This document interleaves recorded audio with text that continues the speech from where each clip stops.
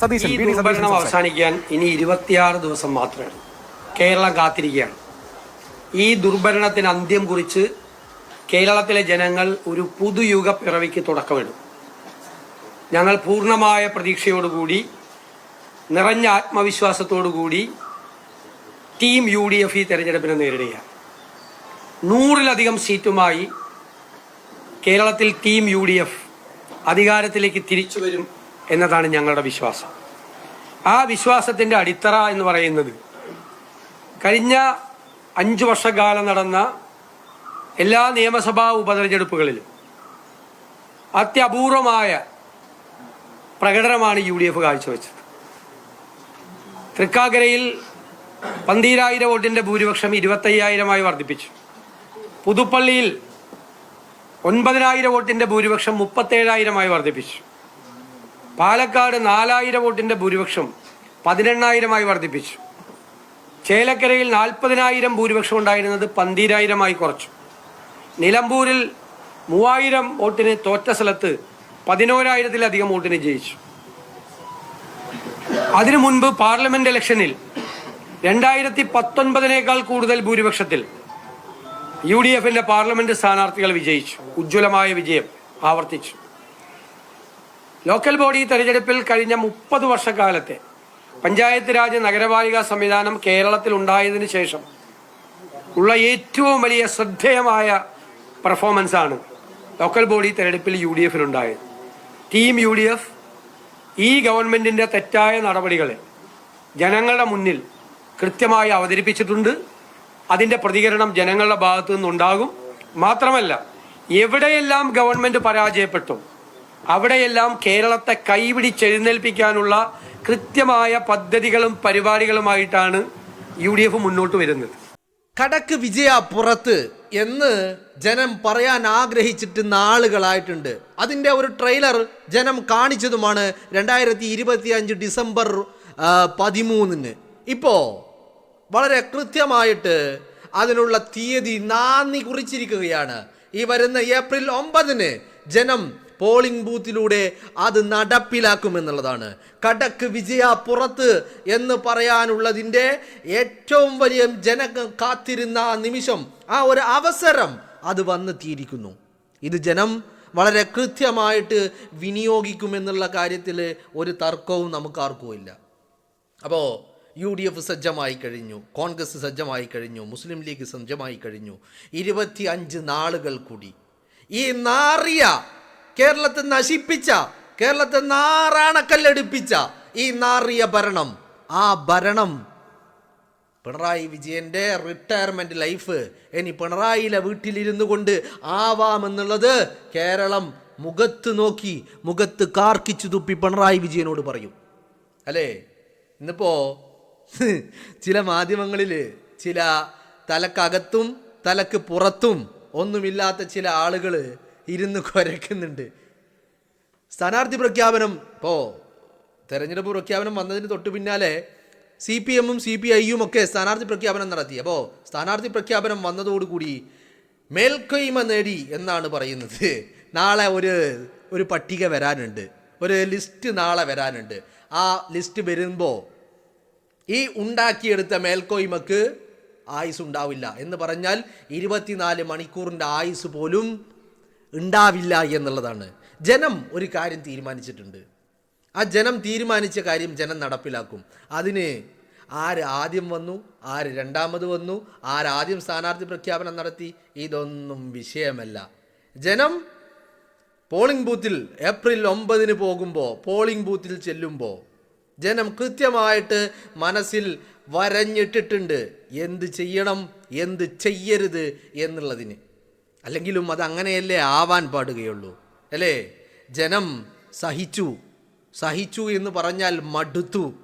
10 വർഷക്കാലം കൊണ്ട് കേരളത്തെ നശിപ്പിച്ചു, നാറാണക്കല്ലെടുപ്പിച്ചു. കഴിഞ്ഞ ദിവസം ഞാൻ ഈ പറയുന്ന ഓൺലൈൻ ചാനലുകാർ പല സർവേകളും അല്ലെങ്കിൽ പല അഭിപ്രായ സർവേകളും ഒക്കെ നടത്തുമ്പോൾ അതിലെനിക്ക് ഏറ്റവും വേറിട്ട് തോന്നിയ ഒരു അഭിപ്രായ സർവേ ഒരു വ്യക്തിയുടേതാ. ആ വ്യക്തിയുടേത് ഇങ്ങനെയായിരുന്നു. അവതാരിക പോയിട്ട് ചോദിക്കുകയാണ്, പിണറായി വിജയൻ സർക്കാർ മൂന്നാമതും വരണോ എന്ന്. അയാൾ ഒരു സെക്കൻഡ് പോലും ആലോചിക്കാതെ ഒരു മറുപടി പറഞ്ഞു, അതെ മൂന്നാമതും വരണം. അപ്പോൾ അവതാരിക ഒന്ന് ഞെട്ടിത്തരിച്ചു ആദ്യം. എന്നിട്ട് എന്താണ് കാരണം എന്ന് ചോദിച്ചപ്പോൾ ആ വ്യക്തി പറഞ്ഞ ഒരു കാര്യമുണ്ട്. ആ മൂന്നാമത്തെ വരവോട് കൂടി കേരളം പിന്നെ ഇല്ല, തീർന്ന് ആയുസ് ഒടുങ്ങും എന്ന് പറഞ്ഞു. അത് തന്നെയാണ്, മൂന്നാമത് വന്നു കഴിഞ്ഞാൽ പിന്നെ ഈ കേരളം ഒന്നും പിന്നെ ഉണ്ടാവില്ല. അല്ലെങ്കിലും ഞാൻ കഴിഞ്ഞ കുറച്ച് നാളുകളായിട്ട് ഇങ്ങനെ പറഞ്ഞുകൊണ്ടിരിക്കുന്നു നിങ്ങളോട്, നിങ്ങളും അത് കേട്ടുകൊണ്ടിരിക്കുന്നു. എന്താണ് വിജയൻ്റെ വാദം? എന്താണ് സഖാക്കളുടെ വാദം? എന്താ? ഞങ്ങൾ വന്നില്ലെങ്കിൽ കേരളം തീരും. ഞാൻ അപ്പോഴേ പറഞ്ഞു, പരശുരാമൻ മഴയെറിയുമ്പോൾ പിണറായി വിജയനെ മനസ്സിൽ കണ്ടിട്ടാണ് എറിഞ്ഞത് എന്ന്. അല്ലേ? കേരളം ഉണ്ടായത് ഈ 10 വർഷക്കാലമാണോ? അല്ലല്ലോ. അപ്പോൾ പറഞ്ഞു വരുന്നത്, ജനം കാത്തിരുന്ന ഇനിയൊരു സമാധാനത്തിൻ്റെ നാളുകൾ, പുതുയുഗത്തിൻ്റെ നാളുകളിലേക്ക് നമ്മൾ കടക്കുകയാണ്. പുതുയുഗത്തിൻ്റെ നാളുകൾ അല്ലേ? അനുഭവിച്ചതൊന്നും മതിയായില്ലേ? നമുക്ക് മതിയായി അല്ലേ? നമ്മളൊരു ട്രെയിലർ കാണിച്ചു കൊടുത്തു. ഇനി അങ്ങോട്ട് ഒരു വലിയ വലിയ തരംഗമായിട്ട് ആഞ്ഞു വീശിയിട്ട് ഉജ്ജ്വല വിജയവുമായിട്ട് UDF സർക്കാർ അധികാരത്തിലേക്ക് വരുമെന്നുള്ളത് തന്നെയാണ്. അപ്പോൾ ഈ പറയുന്ന സ്ഥാനാർത്ഥി പ്രഖ്യാപനം ഒരു അരമണിക്കൂർ മുമ്പ്, 3/4 മണിക്കൂർ മുമ്പ്, അല്ലെങ്കിൽ ഒരു ദിവസം മുമ്പ് ഉണ്ടായതുകൊണ്ട് എല്ലാം ആകുമെന്ന് ആരെങ്കിലും കരുതിയിട്ടുണ്ടെങ്കിൽ, ഇനി UDFൻ്റെ, കോൺഗ്രസിൻ്റെ, മുസ്ലിം ലീഗിൻ്റെ, ഘടകകക്ഷികളുടെ ഒക്കെ പ്രവർത്തകർ, എന്നെ കേൾക്കുന്ന ആളുകൾ, അവരോട് പറയാനുള്ളത് ഒരൊറ്റ കാര്യം മാത്രമാണ്. ഇപ്പം നിങ്ങൾ വാർത്താ മാധ്യമങ്ങളും സോഷ്യൽ മീഡിയകളും തുറന്നു നോക്കിക്കഴിഞ്ഞാൽ ഈ പറയുന്ന സ്ഥാനാർത്ഥി പ്രഖ്യാപനം, തെരഞ്ഞെടുപ്പ് പ്രഖ്യാപനം വരുന്നു, അതിന് തൊട്ടു പിന്നാലെ സ്ഥാനാർത്ഥി പ്രഖ്യാപനം വരുന്നു, ഇതൊക്കെ കാണുമ്പോൾ പല ഈ പറയുന്ന സോക്കോൾഡ് മാപ്രകൾ പല വീരവാദങ്ങളും പല നിരീക്ഷണങ്ങളുമൊക്കെ നടത്തി നിങ്ങളുടെ മുന്നിൽ പല അർത്ഥത്തിൽ അവരെത്തുന്നുണ്ടാകും. ഇതൊന്നും കണ്ടിട്ട് നിങ്ങളാരും ഒരു ലെവലേശം പോലും നിങ്ങളുടെ മനസ്സിൽ ഒരാശങ്കയും ഉണ്ടാവേണ്ട കാര്യമില്ല. ഇവിടെ ഒരു കാര്യം ഞാൻ എന്താണെന്ന് പറയാം. കഴിഞ്ഞ 2025 തദ്ദേശ തെരഞ്ഞെടുപ്പ് ഉണ്ടായപ്പോൾ ആ തദ്ദേശ തെരഞ്ഞെടുപ്പിൽ കേരളത്തിൽ ഒന്നടങ്കം മാധ്യമങ്ങൾ ഒരെണ്ണം പോലും മഷിയിട്ട് നോക്കിയാൽ പോലും കാണില്ല UDFന് സപ്പോർട്ട് ചെയ്തതോ അല്ലെങ്കിൽ UDFന് അനുകൂലമായ സംസാരങ്ങൾ നടത്തുകയോ നിരീക്ഷണങ്ങൾ നടത്തുകയോ ചെയ്ത ഒരൊറ്റ മാധ്യമ പ്രവർത്തകനെ പോലും നിങ്ങൾക്ക് കാണാൻ കഴിയില്ല അല്ലേ? എന്നിട്ടും എന്തുണ്ടായി? ജനം എന്ന് പറയുന്ന ഒരു വലിയ ഫാക്ടറുണ്ട്. അവർക്ക് മുന്നിൽ ഈ പറയുന്ന കുരക്കുന്ന പേപ്പട്ടികളൊന്നുമല്ല എന്നുള്ളത് കോൺഗ്രസിൻ്റെയും UDFൻ്റെയും പ്രവർത്തകർ മനസ്സിലാക്കണം. അതോടൊപ്പം നിങ്ങൾ ചെയ്യേണ്ട ഒരു കാര്യമുണ്ട്. നിങ്ങൾ നിരന്തരമായിട്ട് ഈ നാറിയ ഭരണം അവസാനിപ്പിക്കാൻ വേണ്ടിയുള്ള ശ്രമങ്ങൾ നിങ്ങളുടെ ഭാഗത്തു നിന്ന് ഉണ്ടാവണം എന്നുള്ളതാണ്. അതിന് വേണ്ടത് എന്താണ്? നിങ്ങളെക്കൊണ്ട് കഴിയും പോലെ നിങ്ങൾ സംസാരിക്കണം, നിങ്ങളെക്കൊണ്ട് കഴിയും പോലെ നിങ്ങൾ പ്രവർത്തിക്കണം, നിങ്ങളെക്കൊണ്ട് കഴിയും പോലെ ഇനി സംസാരിക്കാൻ നിങ്ങൾക്ക് പ്ലാറ്റ്ഫോമുകളില്ലെങ്കിൽ ഉള്ള സംസാരങ്ങൾ നിങ്ങൾ ജനങ്ങളിലേക്ക് എത്തിക്കണം എന്നുള്ളതാണ്. മനസ്സിലായില്ലേ? അപ്പോൾ അതിനു വേണ്ടി നിങ്ങളെല്ലാവരും തയ്യാറാകണം. നിങ്ങൾ മാക്സിമം പ്രവർത്തിച്ച് കൈമെയ് മറന്ന് പ്രവർത്തിച്ചിട്ട് വേണം UDFന് വലിയ തിളക്കമാർന്ന വിജയം സമ്മാനിച്ചുകൊണ്ട് കേരളത്തിൻ്റെ നിയമസഭയിലേക്ക് എത്തിക്കാൻ, അധികാരത്തിലേക്ക് എത്തിക്കാൻ എന്നുള്ള കാര്യം ആരും മറന്നു പോകണ്ട. അപ്പോൾ പറഞ്ഞു വരുന്നത്, ഇപ്പോൾ നാളെ ഇപ്പോൾ ഇന്നത്തെ ദിവസം ഇവിടെ കഴിഞ്ഞു, ഇന്ന് നിങ്ങൾ എന്നെ കേട്ട് കഴിയുന്നതോടുകൂടി, എന്നെ കേട്ട് കഴിയുന്ന വെരി നെക്സ്റ്റ് മൊമെൻറ്റിൽ അല്ലെങ്കിൽ എന്നെ കേട്ടുകൊണ്ടിരിക്കുമ്പോഴേക്കും ഇവിടെ അടുത്ത സ്ഥാനാർത്ഥി പട്ടിക വന്നിട്ടുണ്ടാകും. അപ്പോൾ ആ കാര്യത്തിലൊന്നും ആർക്കും ഒരു ആശങ്കയും വേവലാതിയും ഒന്നും വേണ്ട. വളരെ കൃത്യമാണ്. അജണ്ടകൾ നമ്മുടെ മുന്നിൽ എണ്ണി പറയാൻ ഒരുപാട് കാര്യങ്ങളുണ്ട്. അജണ്ടകൾ നിർണയിച്ച് വന്നിട്ട് നമ്മുടെ മുന്നിൽ വന്ന് കുരക്കുന്ന എല്ലാ പേപ്പട്ടികളുടെ പ്രവർത്തനങ്ങളെയും വാക്കുകളെയും ഖണ്ഡിച്ചു കൊണ്ടായിരിക്കണം നമുക്ക് മുന്നോട്ട് പോകേണ്ടത്. മനസ്സിലായില്ലേ? അപ്പോൾ അതിനു വേണ്ടിയുള്ള പ്രവർത്തനങ്ങൾ 10 വർഷക്കാലം പിണറായി വിജയൻ കേരളത്തെ ഭരിച്ച് മുടിച്ചതിൻ്റെ കഥകൾ ജനങ്ങളുടെ മുന്നിലേക്ക് എത്തിക്കണം. അതിൽ സാധാരണക്കാരായ ജനങ്ങൾ അനുഭവിച്ച ദുരിതത്തിൻ്റെ പാർവം ജനങ്ങളുടെ മുന്നിൽ തുറന്നു വെക്കണം. അതിനേക്കാളൊക്കെ ഉപരി അയ്യൻ്റെ പൊന്നുകെട്ട വിശ്വാസികളുടെ ചൂഷണം ചെയ്ത, വിശ്വാസികളുടെ സ്വത്തിനെ കൊള്ളയടിച്ച, അയ്യപ്പൻ്റെ സ്വത്തിനെ കൊള്ളയടിച്ച പിണറായി വിജയൻ സർക്കാരിനെ നമ്മളിങ്ങനെ തുറന്ന് കാണിക്കണം.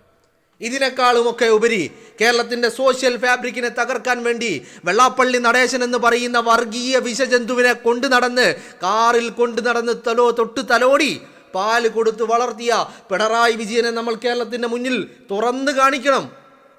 അങ്ങനെ എല്ലാ നാടകങ്ങളെയും PR വർക്കുകളെയും പൊളിച്ചെഴുതണം. അതിനു വേണ്ടിയുള്ള പരിശ്രമങ്ങളായിരിക്കണം വരും മണിക്കൂറുകളിൽ, വരും ദിവസങ്ങളിൽ നിങ്ങൾ ഓരോരുത്തരും നടത്തേണ്ടത് എന്നുള്ളതാണ്. കൃത്യമായിട്ട് എണ്ണയിട്ട യന്ത്രം പോലെ പ്രചരണത്തിൻ്റെ ഭാഗമായിക്കൊണ്ട് വളരെ വിലപ്പെട്ട നിങ്ങളുടെ സമയം, ഈ ഒരു നാറിയ ഭരണം നമുക്ക് സമാധാനമുണ്ടാവാൻ, നമ്മുടെ നാട്ടിലെ സോഷ്യൽ ഫാബ്രിക്കിനെ നിലനിർത്താൻ, ഈ രാജ്യത്തിൻ്റെ എല്ലാ അധികാരങ്ങളും അവകാശങ്ങളും വകവെച്ചുകൊണ്ട് നമ്മളെ ഭക്തജനങ്ങളുടെ വിശ്വാസങ്ങളെ, ഏത് മതവിഭാഗത്തിൽപ്പെടുന്നവരാവട്ടെ, എല്ലാവരുടെയും വിശ്വാസങ്ങളെ സംരക്ഷിക്കാൻ, അതിന് വേണ്ട ഏർപ്പാടുകൾ ചെയ്യാൻ വേണ്ടിയിട്ട് നമ്മൾ തയ്യാറാവണമെന്നുള്ളതാണ്. അപ്പോൾ അയ്യൻ്റെ പൊന്നു കട്ടവനോട് നമുക്ക് കടക്ക് പുറത്ത് എന്ന് പറയണം. ആരുണ്ട് LDF അല്ലാതെ ആരുണ്ട്? അയ്യൻ്റെ പൊന്നു കക്കാൻ LDF അല്ലാതെ ആരുണ്ട്? വയറ്റിൽ കത്രിക വെച്ച് തുന്നിക്കെട്ടാൻ LDF അല്ലാതെ ആരുണ്ട്? വയറ്റിൽ കത്തി വെച്ച് തുന്നിക്കെട്ടാൻ LDF അല്ലാതെ ആരുണ്ട്? വയറ്റിൽ പഞ്ഞിക്കെട്ട് വെച്ച് തുന്നിക്കെട്ടാൻ LDF അല്ലാതെ ആരുണ്ട്? PM ശ്രീയിൽ ഒപ്പിടാൻ BJP ഇല്ലാത്തിടത്ത് LDF അല്ലാതെ മറ്റാരുണ്ട്? ചോദ്യങ്ങൾ നിരവധി അനവധിയാണ്. കേരളത്തിൻ്റെ സോഷ്യൽ ഫാബ്രിക്കിനെ തകർക്കാൻ വെള്ളാപ്പള്ളി നടേശനെ കൊണ്ട് നടന്ന് കേരളത്തിൻ്റെ സോഷ്യൽ ഫാബ്രിക്കിനെ തകർക്കാൻ നടക്കുന്ന ശ്രമങ്ങൾക്ക് കൂട്ടുപിടിക്കാൻ LDF അല്ലാതെ മറ്റാരുണ്ട്? ചോദ്യങ്ങൾ ഒരുപാടുണ്ട്. അപ്പോൾ വളരെ കൃത്യമായിട്ട് പ്രചരണങ്ങളുടെ ഭാഗമാവാൻ നിങ്ങളെല്ലാവരും തയ്യാറാവണം. കാരണം നിങ്ങളൊരു വോട്ട് ചെയ്ത് അങ്ങ് ഇറങ്ങിപ്പോയാൽ മാത്രം പോരാ. നിങ്ങൾ പ്രചരണങ്ങൾ നടത്തി ഒരു അനായാസ വിജയത്തിനപ്പുറം ഒരു തിളക്കമാർന്ന വിജയം UDFന് നിങ്ങളെല്ലാവരും കൈമേയ് മറന്ന് പ്രവർത്തിക്കാൻ നിങ്ങളുണ്ടാവണം. ഈ നാറിയ നെറികെട്ട വൃത്തികെട്ട ഭരണം നമുക്ക് അവസാനിപ്പിച്ചെടുക്കാൻ ഇനി 25 ദിവസം. ആ 25 ദിവസം നിങ്ങൾ ഓരോരുത്തരും കൂടെ ഉണ്ടാകണം. അതാണ്. അപ്പോൾ നിങ്ങളുടെ കയ്യിൽ സോഷ്യൽ മീഡിയ ഉണ്ട്.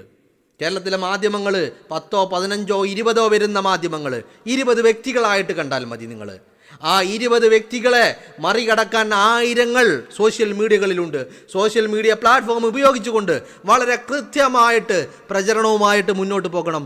UDF വലിയ തിളക്കമാർന്ന വിജയവുമായിട്ട് അധികാരത്തിലെത്തുമ്പോൾ നമുക്കൊന്ന് ആഘോഷിക്കാനുണ്ട്, നമുക്കൊന്ന് ആനന്ദിക്കാനുണ്ട്, നമുക്കൊരു ആനന്ദ നൃത്തമാടാനുണ്ട്.